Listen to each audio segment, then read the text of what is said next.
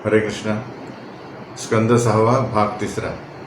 तर विष्णुदूतांच्या प्रश्नांना उत्तर देताना यमदूत म्हणतात, श्लोक 40 अध्याय 1.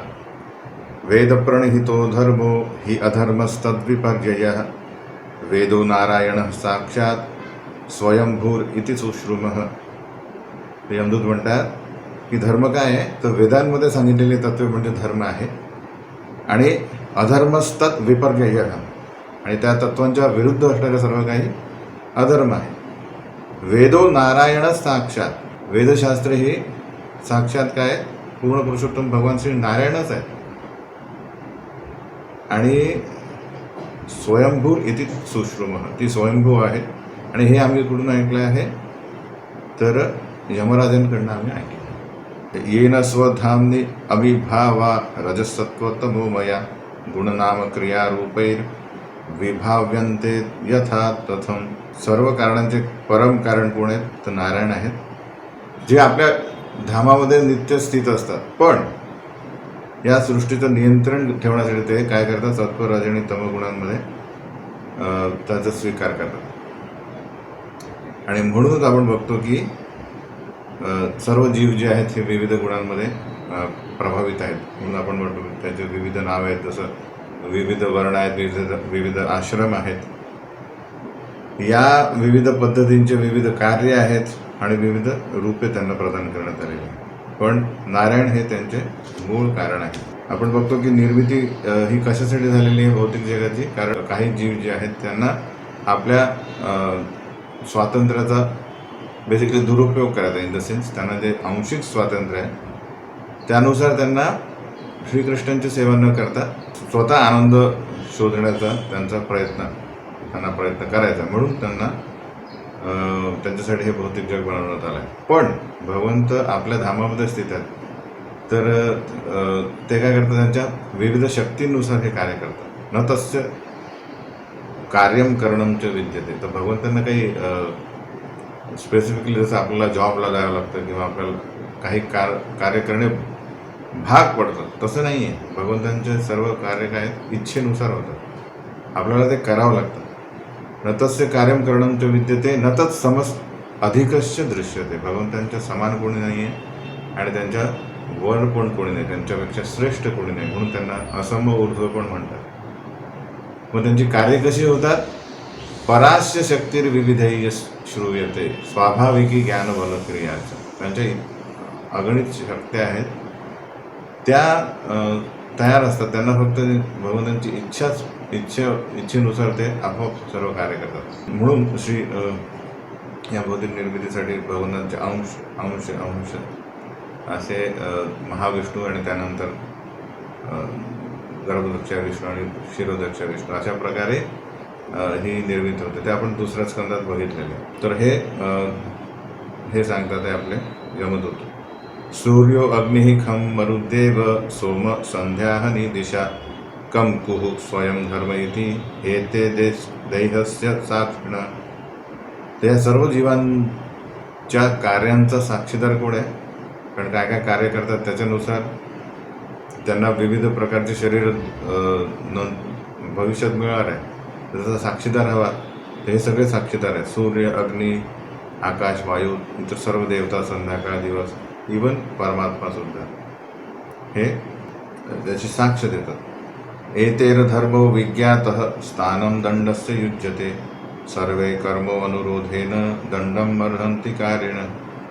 तर जी माणसे या धार्मिक तत्वांच्या कर्तव्यांच्या विरोधात कृत्य करतात आणि त्यांच्या या कृत्यांची साक्ष उपरोक्त साक्षीदार देतात, ती माणसे शिक्षेस पात्र असतात. नरक लोकांमध्ये काय आहे, हाजीर हो, मग एखादा एक अपराधी येतो बेसिकली, मग यांनी काय काय अपराध केलेले आहे त्याचे साक्षीदार कोण आहेत, त्यानुसार त्यांना शिक्षा मिळते. तर सकाम कर्मफळांच्या प्रक्रियेत गुंतलेला प्रत्येक जण आपल्या पापकर्मानुसार अनुरूप त्या शिक्षेस पात्र करतो. तर प्रत्येक for every action there is a reaction, आहे की नाही. त्यानुसार प्रत्येक सकाम कर्म जे आहेत त्याचं काही ना काही आपल्याला रिॲक्शन मिळेल. संभवंती ही भद्राणी विपरीतानि चानघा कारिणाम गुणसंगोस्ती देहवान्न ही अकर्मकृत. आणि तुम्ही म्हणतात तुम्ही वैकुंठ लोकांचे निवासी आहेत म्हणून तुम्ही निष्पाप आहात. परंतु या भौतिक जगात निवास करणारे सर्व लोक पुण्य अथवा पाप करणारे कर्मी आहेत. त्यामुळे हे 3 गुणांनी दूषित असल्याकारणाने त्यांची सर्व कार्य जी आहेत ही पण दूषित झाली. म्हणून भौतिक देह धारण केलेला जीव काहीतरी कार्य केल्याशिवाय तो जिवंत राहू शकत नाही. म्हणून भौतिक जगात निवास करणारे सर्व जीवच शिक्षेस पात्र आहे. तर कार्य तुम्ही थांबवू शकत नाही आणि सर्व कार्य 3 गुणांच्या प्रभावाखाली आहे. 3 गुणांच्या प्रभावाखाली प्रत्येक कार्य केलेल्या प्रत्येक कार्याचं रिॲक्शन तुम्हाला मिळणार आहे. अशा प्रकारे ते म्हणतात की कुठल्या ना कुठल्या प्रकारे तो बद्ध आहे, शिक्षेस पात्र. येन यावान यथा धर्मो वेह समीहित स एव तत्फलम भुंक्ते तथा तावद्दम त्रयवै. वर्तमान जीवनात ज्या मनुष्याने जशी आणि जितकी धार्मिक अथवा अधार्मिक कार्य केलेली आहेत तितक्या प्रमाणात त्याच्या पुढच्या जन्मात त्याला कर्माचे फळ, मग ते आनंद असो किंवा क्लेश असो, ते भोगावेच लागतात. त्या प्रमाणात भेटतं. म्हणून आपण भगवद्गीतेत म्हणतो ऊर्ध्वं गच्छन्ति सत्त्वस्था मध्ये तिष्ठन्ति राजस जघन्य गुणवृत्तीस्था अधो गच्छति तामस.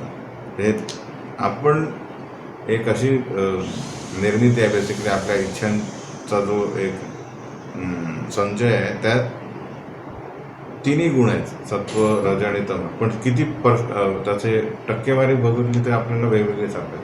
आपल्याला काही सत्वगुण आहे, काही रजगुण आहेत, काही तमगुण आहेत. त्यानुसार जे केलेली कार्य जी जास्त प्रमाणात केलेली आहे त्या गुणात, त्यानुसार आपण एकतर देवताचं शरीर म्हणजे स्वर्गात जाऊ किंवा भूतलावर परत येऊ किंवा अधोगच्छती म्हणजे इतर निम्न लोकांमध्ये जाऊ, हे नक्की आहे. यथेह देव प्रवरो त्रैविध्यम उपलभ्यते भूतेषु गुणवैचित्र्यात तथान्यत्रानुमीयते. ते म्हणतात हे देवप्रवर म्हणजे देवांमधील श्रेष्ठ तुम्ही आहात. तर आपण या जीवनामध्ये 3 प्रकारचे 3 भिन्न प्रकार पाहू शकतो. काय तर काही लोक धार्मिक कार्य करतात, काही अधार्मिक कार्य करतात, काही निम धार्मिक करतात. म्हणजे धार्मिक पूर्ण करतात त्याला, पण त्यांचा मेन हेतू असतो प्राप्ती, म्हणजे बेसिकली धनप्राप्ती. धनप्राप्ती इन द सेन्स कुठल्या तरी कार्याने आपण म्हणजे लोकांचं काय असतं की पाप कर्म करून म्हणजे पुण्यकर्म करून त्याची रिॲक्शन फेडायची, फिट्टमफाट करायची, ही त्यांची मेन त्याची प्रवृत्ती असते. तर म्हणून लोक काय 3 प्रकारचे सापडतात: शांत, अस्थिर किंवा मिक्स्ड. कारण त्यांची कार्य यावरून असतात. मग कशी काय समजावी आपण की कोण कशा प्रकारचे कार्य करतं? हा खूप लॉजिकल हा श्लोक आहे 47वा. काय म्हणतात ते? वर्तमानो अन्ययो कालो गुणाभिज्ञापको यथा एवं जन्मान्ययोरेत धर्मात धर्म निदर्शनम. धर्म अधर्म निदर्शन. ते म्हणतात की वर्तमान काळामध्ये आज समजा आता वसंत ऋतू आहे. तर वसंत ऋतूमध्ये काय दिसतं आपल्याला? तर विविध प्रकारचे फळं आले आहेत, आंबे आलेले आहेत, हे की नाही. त्यानंतर कोकिळा वगैरे गाते, सुंदर वातावरण आहे. याचाच अर्थ काय की गतकाळात भूतकाळात पण वसंत ऋतू होता आणि भविष्यातही वसंत ऋतू येईल जिथे थोड्याफार प्रमाणात याच प्रकारच्या गोष्टी होतील. हा अंदाज आपण लावू शकतो. त्याचप्रमाणे वर्तमान काळात आपण जे काही भोगतो आहे म्हणजे काय काय प्रवृत्ती आपल्या, त्याचाच अर्थ काय भूतकाळात पण आपल्या त्या प्रवृत्ती होत्या आणि भविष्य काळात पण त्याच प्रकारच्या प्रवृत्ती राहतात. हे आपण याचा अंदाज लावू शकतो. म्हणून जसं इमॅजिन करा की आपण 3 व्यक्ती जातात आहे आणि तमगुणी समजा काही वातावरण आहे, तर सत्वगुणी व्यक्ती बघणार नाही, तिथून तो काहीच आकर्षण होणार नाही. रजगुण थोडंफार म्हणजे इच्छा होईल पण तो त्याच्या कार्यामध्ये जाईल. तमगुणा व्यक्ती आकर्षित होईल. सत्वगुणी म्हणजे बेसिकली समजा मद्यालय दिसलं तर तमगुणी जास्त आकर्षित होईल, मंदिर दिसेल तर सत्वगुणी आकर्षित होईल आणि स्टॉक मार्केट दिसेल तर रजगुणी आकर्षित होईल. हे काय हे साधारण आहे, कारण ते त्या त्या गुणाचा प्रभाव त्यांच्यावर खूप प्रमाणात आहे. याचाच अर्थ भूतकाळात पण तसं होतं आणि भविष्यात पण तसंच होईल. मनसैव पुरे देवः पूर्वरूपं विपश्यति अनुविमांसते पूर्वं मनसा भगवान अजः. म्हणून आता इथे लिहितात की इवन यमराज जे आहेत हे सर्व शक्तिमान आहेत, इवन ब्रह्मदेवांसारखीच त्यांच्याकडे शक्ती आहे. आणि परमात्म्या समान ते प्रत्येकाच्या हृदयात स्थित राहून त्यांच्या पूर्वायुष्यातील कर्मांना जाणतात. ते पाहत असतात, ॲक्च्युली साक्षीदार आहेत, मेन साक्षीदार. म्हणून प्रत्येक जीवात्मा भविष्यातील जन्मात कोणते कर्म करेल हे ते जाणून घेतात.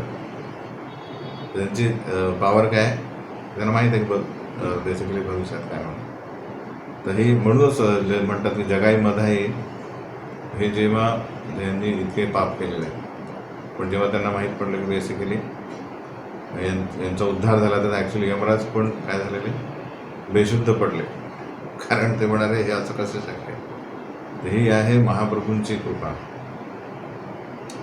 यथाज्ञस्तमसायुक्त उपास्ते व्यक्तमेवहि न वेदपूर्वं परं न वेदपूर्वं अपरं नष्टजन्म स्मृतिस्तथा. तर ज्याप्रमाणे एखादा व्यक्ती जेव्हा झोपलेला असतो तेव्हा त्याला स्वप्न पडतात, त्या स्वप्नात त्याचं जे शरीर असतं तो त्याचप्रमाणे वागतो आणि तो समजतो की मी हे शरीर मीच आहे, मी आता हेच शरीर आहे. त्याचप्रमाणे गतजन्मातील धार्मिक व अधार्मिक कृत्यांमुळे प्राप्त झालेलं आता आपल्याला हे वर्तमान शरीर आहे, त्यात प्रत्येक व्यक्तीला वाटतं की हे ॲक्च्युली मी शरीर आहे, मात्र तो पूर्वजन्माविषयी किंवा भविष्यातील जन्माविषयी काही जाणू शकत नाही. तर हे कार्य आपल्याला विविध प्रकारचे शरीर देतात. म्हणून तात्पर्यामध्ये प्रभुपाद सुंदररित्या सांगतात की कशा प्रकारे हा 5व्या संधातील श्लोक आहे. नूनम प्रमत्त कुरुते विकर्म. नूनम प्रमत्त, प्रमत्त म्हणजे जनरली, नूनम म्हणजे जनरली, प्रमत्त म्हणजे लोक, हे बद्धजीव म्हणजे आपण सर्व बेसिकली. मत्त म्हणजे मॅड, प्रमत्त म्हणजे प्रकृष्ट रूपेण मत्त, फुल मॅड झालेलं आहे, पागल झालेलं आहे. कशा प्रती कुरुते विकर्म, कारण इंद्रिय तृप्ती प्राप्त करण्यासाठी इतके वेडे झालेले आहेत लोक, तर त्यासाठी ते काय करतात, कुरुते विकर्म, पापकर्म करण्यासाठी ते संकोच करत नाही. का?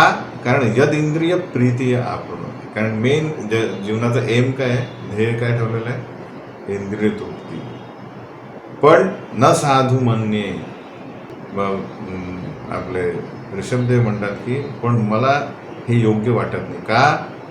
यत आत्मनोयन असन अपि क्लेशज आसते. कारण आपल्या पूर्वीच्या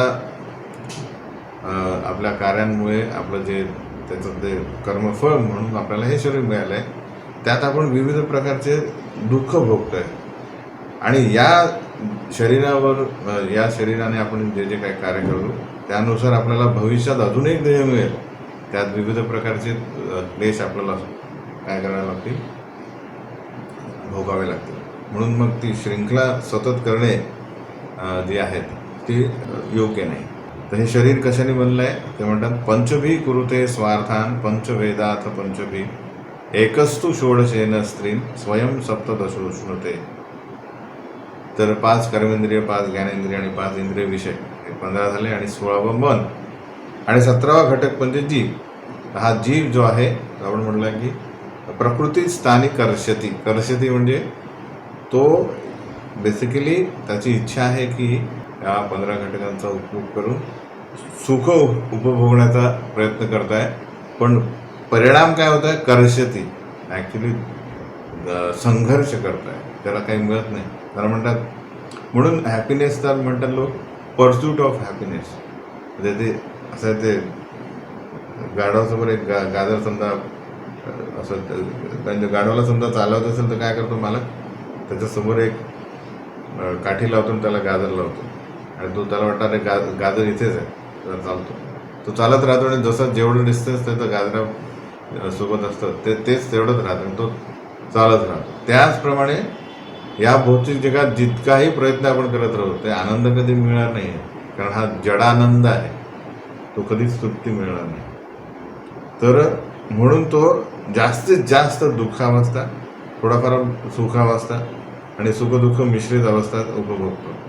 तर प्रभुपाद या भौतिक जगातील सुखाला काय म्हणतात?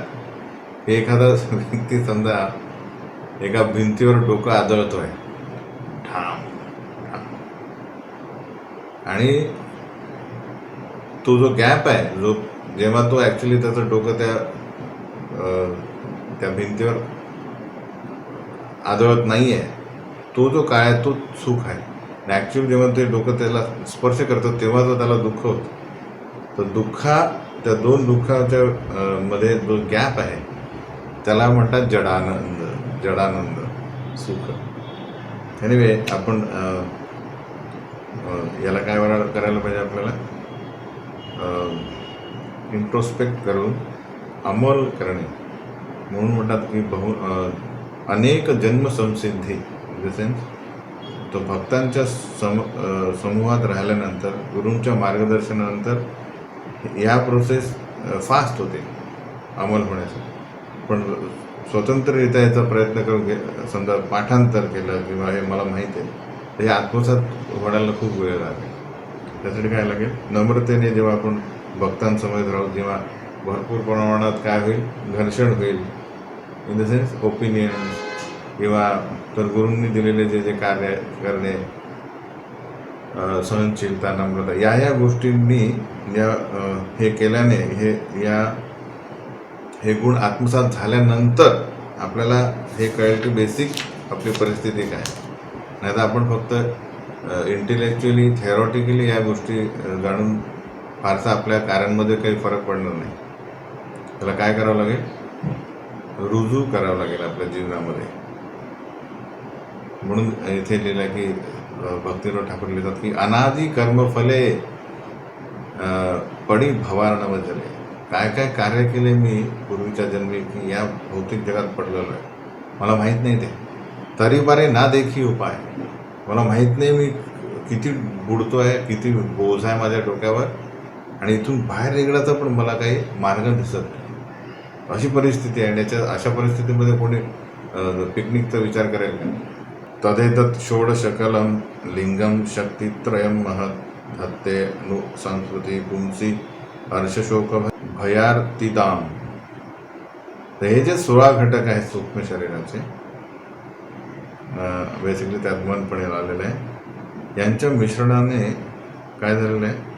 जीवात्म्याला विविध प्रकारचे प्रबळ वासना निर्माण होतात. म्हणून त्याची जी विविध प्रकारच्या देहांमध्ये देहांतर, म्हणजे त्याचं शरीरामध्ये त्याचं देहांतर होऊ शकतं. देवता, कधी कीटक, कधी मनुष्य, कधी राक्षस, अशा प्रकारे तो फिरत राहतो. या प्रक्रियेला म्हणतात संस्कृती, म्हणजे भौतिक जीवनातील देहांतर म्हणतात. त्याची जी जन्ममृत्यूची श्रृंखला जी आहे ही सतत चालू राहते.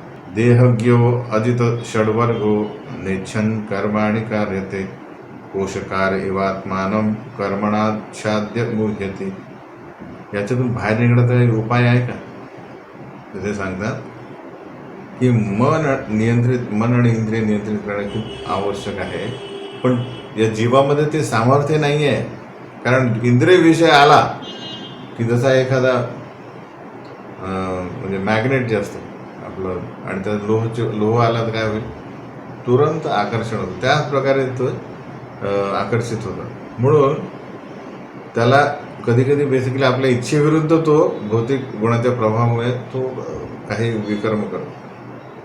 तर त्याची अवस्था कशी झालेली आहे? एखादा समजा रेशमाचा किडा आहे, तो काय करतो? तो आपल्या लाळ जे आहे थुंकीने काय करतो? तो रेशम बनवतो आणि ते आपल्या शरीराभोवती तो जमा करतो. ते इतकं जमा होतं की तो त्याच्यात फसून तो त्याच्यातच मरण पावतो. तसं झालेलं आहे की या सकाम कर्मांच्या श्रृंखलेत तो कोशबद्ध झाला आहे जीव. त्याला माहीतच नाही ते वलय किती मोठं आहे आपल्यासमोर. ते कारण हे सूक्ष्म आहे, दिसत नाही. त्यातून बाहेर पडण्याचा मार्ग त्याला मिळतच नाही. म्हणून तो सतत भ्रमित असतो आणि वारंवार मृत्यू येतो त्याला. नाही कश्चित क्षणमपि जातु तिष्ठत्य कर्मकृत कार्यतेही अवश्य कर्म गुणही स्वाभाविकेर बला. हा पण असा श्लोक आपल्या गीतेमध्ये पण येतो की असं तो कर्म करणे थांबवू शकत नाही आपण कोणी पण, कारण त्रिगुणांनुसार आपण प्राप्त केलेल्या नैसर्गिक वृत्तीप्रमाणे कार्य करणारच व्यक्ती, आणि नंतर कार्य केल्यानंतर काय होईल, त्याचा परिणाम मिळेल. पण लब्ध्वा निमित्तम अव्यक्तम व्यक्ता अव्यक्तम भवत्युतः यथा योनी यथा बीजम स्वभावेन बलीयस. त्याला उपाय सांगण्यापूर्वीचे सांगते कशा प्रकारे पुण्य आणि पाप कर्म जे आहेत ही दोन्ही प्रकारची सकाम कर्मे आहेत, आणि त्या कर्मानुसार त्यांना विविध प्रकारचे शरीर मिळतात. तर व्यक्ती आपल्या तीव्र इच्छेने एखाद्या विशिष्ट कुटुंबात जन्म घेतो, आणि नंतर स्त्रिया प्रविष्ट उदरम पुंसो रेत कणाश्रया, विशिष्ट प्रकारचे माता पिता त्याला मिळतात, आणि काही करता तो त्या कुटुंबाची तादात्म्य करतो. पण यातून बाहेर निघण्याचा एकमेव उपाय काय, एष प्रकृती संगेन पुरुषस्य विपर्यय आसीत्स एव न चिरात ईश संगात विलीयते. तर हा भौतिक प्रकृतीच्या संगतीत असल्यामुळे विपरीत स्थितीत जीव सापडलेला आहे. मात्र जेव्हा तो पूर्ण पुरुषोत्तम भगवान अथवा भक्तांचा संग कसा करायचा हे त्याला प्रशिक्षण दिलं, आपण प्रचार केला, तर तो या विपरीत परिस्थितीवर विजय मिळू शकतो. म्हणून प्रचार करणे किती आवश्यक आहे, कारण कोणीतरी प्रचार केला आणि आपण भक्त झालो आहे. तर त्यामुळे परतफेड म्हणून आणि बेसिकली एक ऋण म्हणून आपण पण प्रचार करावा.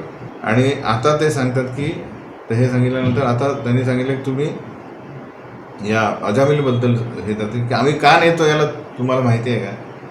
यमदूत विष्णुदूत त्यांना सांगतात आहे की याची हिस्ट्री आम्ही सांगतो तुम्हाला.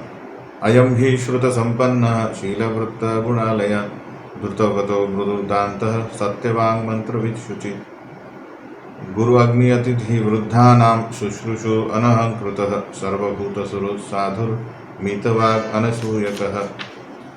हा पूर्वी अजामिल जो होता हा खूप मोठा पंडित होता. वैदिक ग्रंथाचा पूर्ण अभ्यास केला जातो. त्याचं चारित्र्य संपन्न वर्तने आणि सद्गुणी होता, आणि वैदिक आज्ञांचे योग्य पद्धतीने तो पालन करत असल्यामुळे तो मितभाषी होता आणि सुस्वभावी होता. त्याचं नेहमी मन आणि इंद्रियांवर नियंत्रण असे, नेहमी सत्य बोलत होता. वैदिक मंत्रोच्चार करता येत होता त्याला, अत्यंत शुद्ध होता तो. आणि आध्यात्मिक गुरु अग्नी अतिथी आणि घरातील वृद्ध माणसांना सन्मानाने तो वागवित असे, आणि कुठल्याही खोट्या प्रतिष्ठेच्या आहारी तो कधी गेलेला नव्हता. प्रामाणिक होता, वर्तणूक चांगली होती, आणि सर्व जीवांप्रती तो दयाळू होता. तो कधीही निरर्थक बोलत नसे आणि कधी कोणाचा द्वेष करीत नसे. तर हे गुण होते अजामिलमुळे. विचार करा, अशा प्रकारचा व्यक्ती ही एक प्रसंग बघून त्याचा जीवनाचा तो मार्ग बदलू शकतो. तर एकदा काय झालं, तो प्रसंग बेसिकली, एकदासो वनं यातः पितृसंदेशकृत द्विजः आदाय तत आवृतः फलपुष्पसमित्कुशान् ददर्श कामिनां कञ्चित् शूद्रं सहभुजिशया पीत्वा च मधुमैर्यं मदाघूर्णितनेत्रया मत्तया विश्लसन्निव्या व्यपेतं निरपत्रपं क्रीडन्तम् अनुगायन्तं हसन्तम् अनयान्तिके. तर एकदा असो वनं यातः पितृसंदेशकृत द्विजः. एकदा त्याच्या वडिलांनी त्याला काय आणायला पाठवलं वनामध्ये, आदाय तत आवृत फलपुष्प समित कुशान. काही फळं, काही पुष्प, समित आणि कुश हे नावाचे काही गवत आणायला लावले यज्ञासाठी. तो घेऊन परत येत होता. काय बघितलं त्यांनी, ददर्श कामिनाम कंचित शूद्रम शह भुजिशय. त्याला एक कपल दिसलं, जोडपं दिसलं. त्यात चतुर्थ वर्णातील मनुष्य एकदम निर्लज्जपणे एका वैश्याचे चुंबन घेत होता आणि आलिंगन घेत होता. हे अश्लील वर्तन बघितल्यानंतर काय झालं, तर हे होतं अश्लील वर्तन, पण प्रभुपाद तात्पर्य देतात की हेच योग्य आचरण आहे. भाषांतरात लिहिलेलं आहे असे समजून ते हसंतम क्रीडंतम अनुगायंतम हसंतम अनयांतिके, ते दोघंही हसत गात आणि विलास करीत होते. याला म्हणतात आत्मनो मन्यते जगत. त्यांना वाटत होतं की हे तर बेसिकली आपण बघू शकतो की आता सध्या ही परिस्थिती खूप पूर्वीची झालेली आहे सत्ययुगात वगैरे. आता आपण कलियुगामध्ये अशा प्रकारचे प्रसंग आणि लोकांना वाटतं की आम्ही मॉडर्न आहे बेसिकली. तर आणि दोघंही मद्यधुंद झालेले होते. त्या वेशीचे डोळे गरगर फिरत होते, तिची वस्त्रे शिथिल झाली होती. या अवस्थेत अजमिल जो आहे हा त्यांना बघतोय. प्रभुपाद लिहितात तात्पर्यामध्ये की अरे आता कलियुगात ही जी परिस्थिती इतक्या प्रमाणात दिसते की बेसिकली भक्तीचा प्रचार करणे वगैरे खूप अवघड झालेलं आहे. तर कलियुगात ही फारच संकटग्रस्त परिस्थिती झालेली आहे प्रभुपाद लिहितात. मग काय झालं? दृष्ट्वा तां कामलिप्तेन बाहुना परिरंभितां जगाम हृदयवशं सहसेव विमोहित. तो लगेच झाडाखाली लपला, तर आपल्याला फोटो दिसतो. पण दृष्ट्वा कामलिप्तेन बहुना परिरंभितां, या चतुर्थवर्णीय व्यक्तीने काय केलेलं आहे? आपल्या शरीरावर हळद लेपलेली आहे आणि तो बाहुना परिरंभितां, आपल्या बाहुने त्या वेशाला आलिंगन देत होता. हे बघितल्यावर जगाम हृदय वशम. हृदय म्हणजे हृदयात जी आश्रय घेतलेल्या सर्व कामवासना आहे, तिथं काय सुप्त अवस्थेत आहे. जगाम जागृत झाल्या, सहसेव विमोहिता, आणि तो त्या वासनाच्या अधीन झाला. पण तो पंडित होता, शास्त्र त्याला माहीत होतं. म्हणून स्तंभयम आत्मना आत्मानं यावत सत्वम यथा श्रुतम न शशाक समाधातुम मनोमदन वेपितम. त्याने खूप प्रयत्न केला. यथा सत्वम यथा श्रुतम, जे जे काय ऐकलं होतं, सगळे क्लासेस, सगळे श्लोका, सगळे शास्त्र त्याने परत रिव्हिजन केले तिथे की परस्त्रीकडे पाहू नये हे वगैरे वगैरे. पण न शशाक समाधातुम, आपल्या बुद्धीने आणि ज्ञानाने त्यांनी या कामवासनांवर नियंत्रण ठेवू शकला नाही. तो कारण मनोमदन वेपितम, त्या मदनाने, क्युपिडने आधीच तो बाण मारला आणि त्याच्या मनामध्ये मन ते त्याचं नियंत्रणात नाही राहिलं. काय झालं? तन्निमित्त स्मरव्याज ग्रहग्रस्तो विचेतनः तामेव मनसा ध्यायन स्वधर्माद विररामः. आणि जसं सूर्य आणि चंद्राला काय होतं, एक नीच ग्रहाचे ग्रहण लागावे, त्याप्रमाणे हा ब्राह्मण आपली सत्सद विवेक बुद्धी गमावून बसला. आणि या परिस्थितीचा लाभ घेऊन त्याने काय करतो, सतत वेशीचं चिंतन करू लागला. आणि थोड्याच काळात त्याने त्या वेशीला घरात दासी म्हणून स्वीकारलं आणि आपल्या ब्राह्मणत्वाचे सर्व नियामक तत्व सोडून दिले. तामेव तोषयाम आस पित्रेणार्थेन यावता ग्राम्ये मनोरमे कामे प्रसिद्धेत तथा तथा. आता तिला गिफ्ट आणायचे सगळे, म्हणून तो पित्रेणा अर्थेनं यावं, आपल्या वडिलोपार्जित धनाचा सगळा उपयोग त्यांनी काय केला, तिला भेटवस्तू दिल्या. तिला संतुष्ट करणे हे त्याचं मेन काय होतं, एम होतं, ध्येय होतं. आणि तिची वासना तृप्ती करण्यासाठी त्याने आपल्या सर्व ब्राह्मणी गुणांचाही त्याग केला. आणि तो ॲक्च्युली मॅरिड होता. विप्राम स्वभार्याम अप्रौढाम कुले महती लंबिताम. त्याची पत्नी ही जी उच्च कुळातील होती अप्रौढाम, युवा होती, तरी विससर्जात अचिरात पाप स्वैरिण्यापांग विद्यधी. त्याने तिचा त्याग केला आणि त्या वेशीच्या कामुक कटाक्षाने तो नेहमी त्याची बुद्धी विदीर्ण होत असे. आणि त्यामुळे त्यांनी अशा प्रकारे तरुण, सुंदर आणि उच्चकुलीन ब्राह्मण पत्नीचा त्याग केला. यतस्ततश्च उपनिन्ये न्यायतो धनम वभारस्या कुटुंबिन्याः कुटुंबं मंदधीर अयम.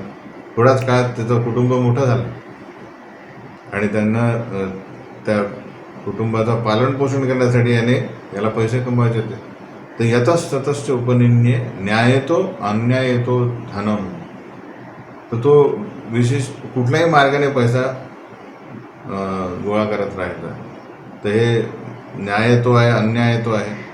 न्याय मार्गाने अन्याय मार्गाने हे तो विचार करत नसते. कारण त्याला मेन काय होतं, किराणाचं बिल भरायचं, त्याला इन्स्टॉलमेंट भरायचे.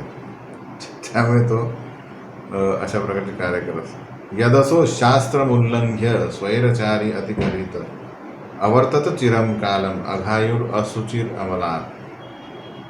अशा प्रकारे स्वैरचारी या अजामिलने प्रदीर्घ आयुष्य वेदशास्त्रातील सर्व नियमांचे उल्लंघन करण्यात घालवले आणि तो अतिशय विलासपणाने राहत असे आणि वेश्येच्या हाती शिजवलेले अन्न खात असे. त्यामुळे तो अत्यंत पापी आहे आणि तो अपवित्र असून त्याला निषिद्ध कृत्य करण्याचे व्यसन लागले आहे. हळूवारपणे तो चांगले गुण सोडून तो काय झाला, तामसिक झाला आणि त्याला तो व्यसन लागला. तर ते मेन खूप महत्त्वाचं हे आहे की अन्न खायले, तर वेश्येच्या हातीचे शिजवलेले अन्न खाणे. चैतन्य महाप्रभू म्हणतात की कशा प्रकारे अपवित्र अन्न खायले काय होईल, दूषित होईल मन, दूषित होईल मन, न होय कृष्ण स्मरण. म्हणून तर आपण कारण अन्न शिजवताना किंवा त्याचा स्वयंपाक करताना काय होतं, त्या व्यक्तीची वृत्ती, त्याचे जे विचार त्याच्यात जातात आणि त्यानंतर तेच खाणाऱ्या व्यक्तीमध्ये ते येतात. म्हणून हे आवश्यक आहे. म्हणून आपण काय करतो, भक्तांनी तयार केलेलं अन्न आपण भगवंतांना भोग लावतो आणि नंतर मग प्रसाद ग्रहण करतो. तर आपल्या भक्तीमध्ये हे दोन खूप महत्त्वाच्या गोष्टी आहेत. काय तर भक्तसंग, आणि भक्तसंग असेल तर मग आपलं नवविधा भक्ती होईल, आणि भोग लावणे आणि प्रसाद, फक्त प्रसाद ग्रहण करा. तत एनम दंडपाणे सकाशम कृत किल्बिषम नैश्यामो अकृत निर्वेशम यत्र दंडेन शुद्धती. तर या अजामिलने कुठल्याच प्रकारचं प्रायश्चित्त केलेलं नाही आणि त्यामुळे याला यमराजाकडे घेऊन जाणे भाग आहे आणि त्याच्या विशिष्ट कर्मानुसार यमराज त्यांना दंड करते आणि अशा प्रकारेच तो शुद्ध होईल. तर ही एक प्रक्रिया आहे. एक तर प्रायश्चित्त करा किंवा काय होईल, तुम्हाला नरक लोकामध्ये यमराज तुम्हाला प्रायश्चित्त करवतो. अशा प्रकारे हा अध्याय संपतो इथे आणि त्यानंतर विष्णुदूतांकडून अजामिलचा बेसिकली कसा उद्धार होतो अध्याय 2 आपण नंतर बघूया. हरे कृष्ण.